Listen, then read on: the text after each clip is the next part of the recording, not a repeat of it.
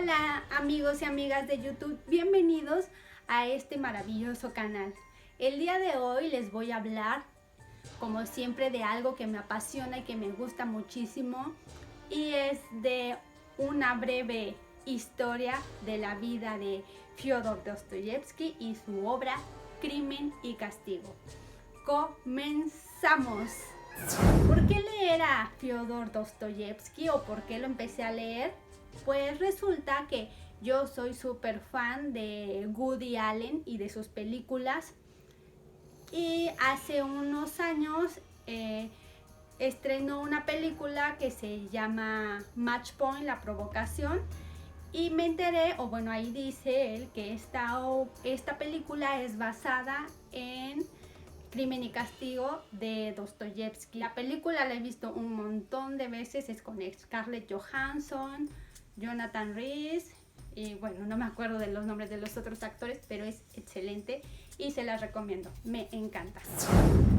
Crimen y Castigo es una historia, como ya por su nombre sabes de qué trata, por lo mismo que es una obra de la literatura universal, ya casi te la sabes, o sea, ya en todas partes como te dicen de qué trata, de qué es, por dónde va, y lo único que te queda a ti como lector, si es que quieres adentrarte en sus letras, es leerla para tener tu propio criterio y tus propias opiniones acerca de esa obra. Es por eso que la empecé a leer y bueno, su libro, este libro, Crimen y Castigo, lo encontré un día por casualidad en un mercado de la Ciudad de México. Yo vivía en ese entonces en Morelia, es una ciudad que está a 4 horas de la capital del país. Y bueno, ahora vivo en otro lado, pero lo encontré justo ahí. Es Crimen y Castigo de Fyodor Dostoyevsky, prólogo Miguel Ángel Molinero, biblioteca EDA, es una edición española. Y bueno, ahí estuvo en mi librero años y años y años. Sí intentaba leerla y la abría de pronto, pero como que no era el momento, no era... Todas las lecturas que tú haces o que llegas a hacer es porque te llega el momento de que las tienes que conocer. Y esto me pasó con ella hasta hace unos meses. Ya la tomé y dije, ahora sí voy con todo, con Crimen y Castigo. Y fue que la empecé a leer y la terminé. Fyodor Dostoyevsky es un escritor ruso, nació el 30 de octubre de 1821.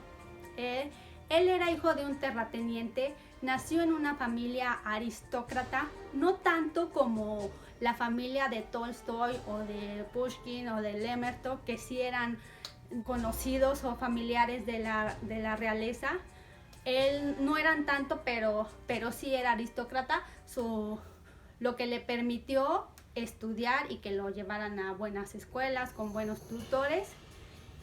Su papá quería que él fuera ingeniero y al principio él accedió, pues por respeto a su papá, que era muy severo, pero finalmente decidió irse por las letras. Con todo el dolor de su corazón le dijo a su papá que no iba a ser ingeniero.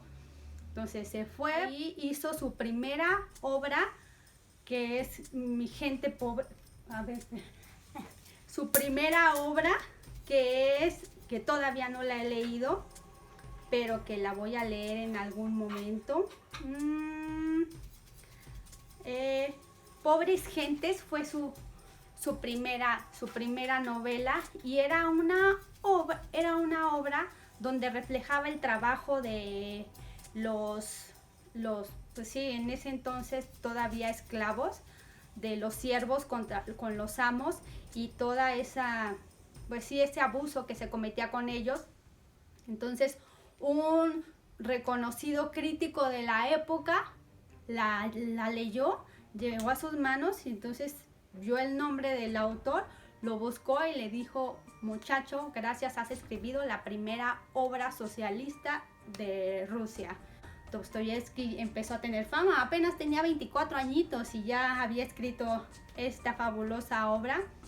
Entonces pues ya su mismo afán por la justicia de los pobres lo llevó a meterse a un grupo donde hablaban de teorías para una revolución en contra de de los zares, o para, pues sí, para que todos fueran iguales, y que los descubren.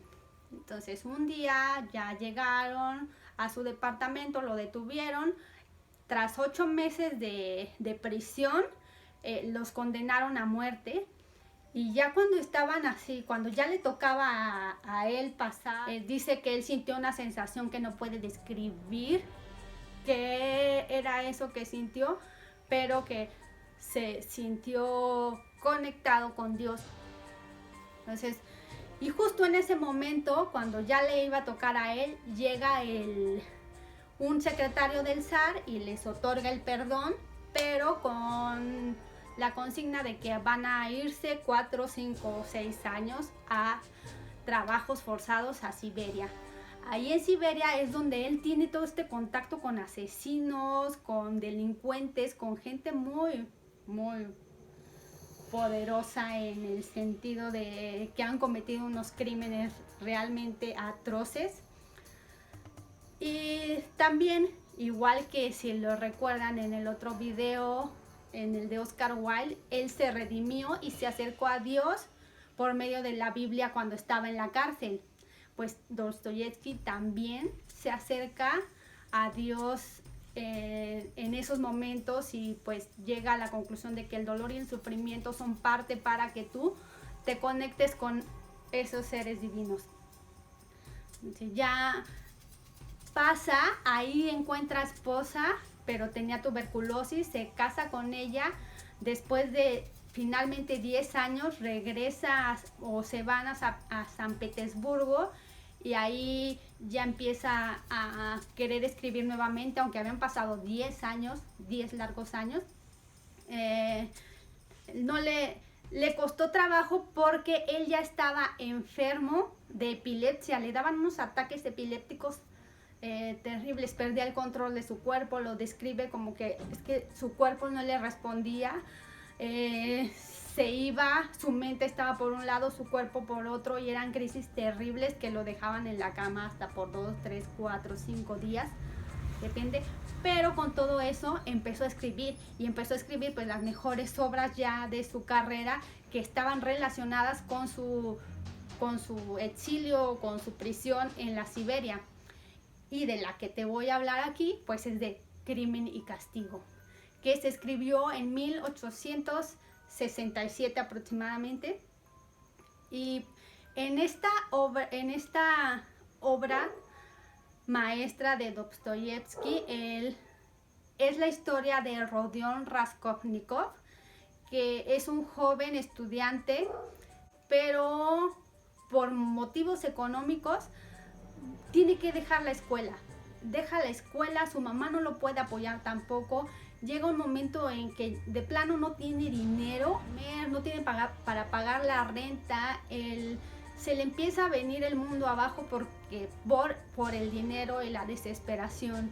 Entonces un día decide ir a empeñar un reloj con una vieja usurera que ya conoce de antes y que ya ha ido con ella anteriores veces.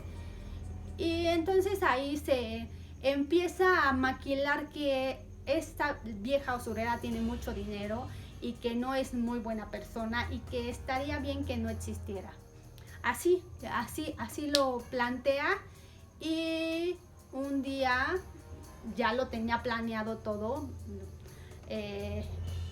Toma un hacha del portero de su edificio, va, se le esconde, hace un capote, un tipo de capote, para esconderse el hacha, para esconder todo lo que iba a llevar, y va decidido a matar o a atacar a la usurera. Y sí, en efecto, lo hace. Tiene esa sangre fría, esos sentimientos encontrados de estar y no estar, hacerlo o no hacerlo, y finalmente sí lo hace. Y para desgracia de él, su hermana de la usurera llega en ese momento y también. Y bueno, eso sucede apenas unos cuantos capítulos, y ya que pasó eso que es el crimen, entonces el resto de la historia, ¿qué va a suceder? Pues, ¿cómo va a terminar? Yo pensaba que se iba a arrepentir, que se iba a suicidar, que le iba, o sea, no sabía cada capítulo que pasaba, no sabía qué iba a pasar con Raskolnikov. Pero sí le sucedió que al siguiente día le vino como la cruda moral o el balde de agua fría y se dio cuenta de que no era eso que él pensaba. Eso que él pensaba era que los grandes hombres tienen esa sangre fría para acabar con una persona y seguir siendo héroes. Tenía una figura muy clara en su mente, la de Napoleón Bonaparte, que era un gran héroe y decía que los grandes héroes hacen pues sí, atrocidades. Pero él se dio cuenta que no y empieza todo este delirio y esta enfermedad por haber matado, pero no por haber matado a la usurera, sino por haber matado ese ideal que él tenía en él de ser un hombre de valor. Eso es esa la complejidad que busca Dostoyevsky, porque Raskolnikov era bueno, ayudó a unos niños a que no murieran en un incendio, dio todo el dinero que tenía para enterrar a un amigo que no tenía nada, se comportaba excelentemente con sus amigos, quería a su mamá, quería a su hermana.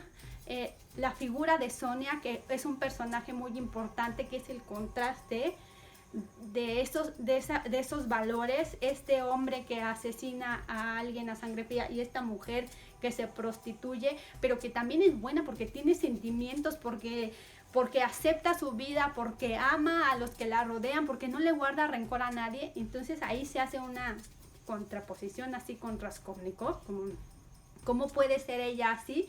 Que finalmente Sonia lo ayuda a tomar la decisión que sucede al final. Y bueno, amigos, espero les haya gustado muchísimo este video, que a mí me fascina y me encanta, como les digo, y espero deleitarlos con otro video más y otro gran personaje la próxima semana. Gracias.